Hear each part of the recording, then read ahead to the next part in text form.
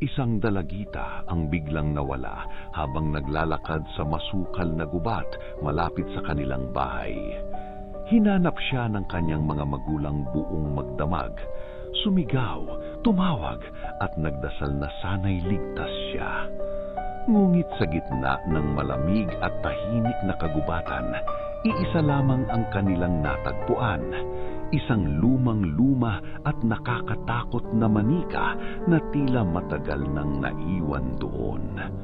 Kupas ang damit nito, gusot ang buhok at may mga gasgas ang muka na parang may nais sabihin. Dahil sa takot at pag-aalala, iniuri nila ang manika. Ngunit pagsapit ng gabi, may narinig silang mahinang pag-iyak mula sa sala. Ang tunog ay pamilyar, boses ng kanilang anak. Unti-unti nilang napagtanto ang nakapangingilabot na katotohanan. Ang manikang kanilang natagpuan ay hindi basta laruan. Ito ang kanilang anak na tila isinumpa at ginawang manika.